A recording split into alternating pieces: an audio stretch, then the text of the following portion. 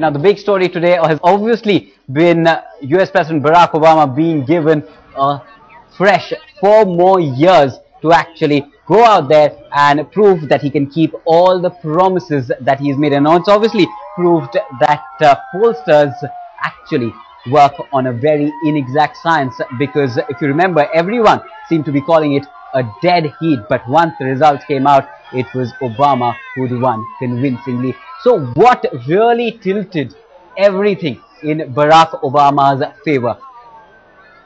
That's what we'll try and analyze in this segment, but it certainly was a very hard-fought win for Barack Obama. You have to remember, it's one of the campaigns for US presidency that's seen the maximum amount of ads, the maximum amount of name-calling, and a lot of people have attacked both Barack Obama and Mitt Romney for the mudslinging that's been going on. But what really tilted the race in Obama's favor? For that, we'll go across to Padmaja Joshi. Well, it was a hard-fought win for Barack Obama. He proved all the poll pundits wrong by registering this big win. But what exactly worked in his favor? First, let's get you the final picture. Obama, of course, leading the Democrats with 303, way past that tally that he needed of 270. Mitt Romney managed to notch up just 206, way short of that margin for victory, which is 270. A huge thumbs up there from the voters for Barack Obama. Remember, this vote for the incumbent has been despite the worst recession that America has faced ever since the Great Depression, and also steady job cuts, a very high rate of unemployment.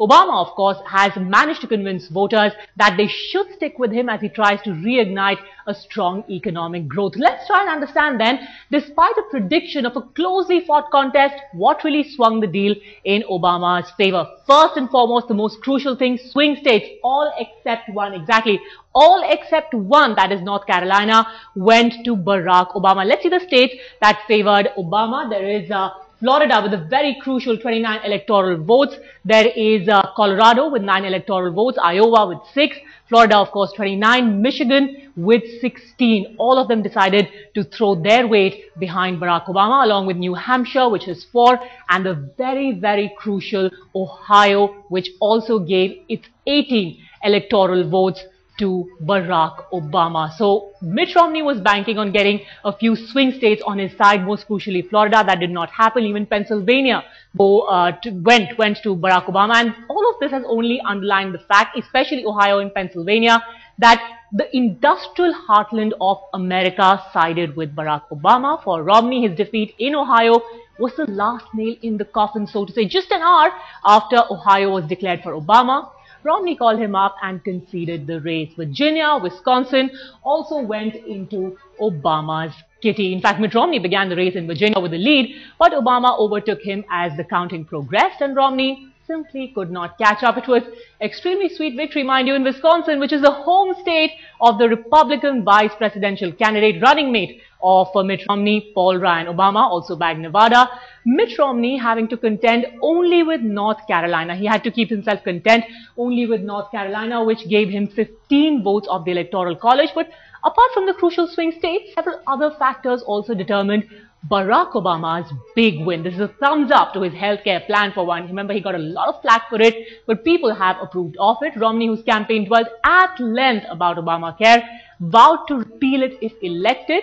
He had called it a costly government expansion. Obama's re-election there, giving this reform law a fresh lease of life. The 2010 Patient Protection and Affordable Care Act represents the highest overhaul of the US healthcare systems since the 1960s, and the aim of this law is to extend health coverage to more than 30 million uninsured Americans beginning January next year, 2014. Now, his plan to cut fiscal deficit has also won voter approval. People put their faith in Obama.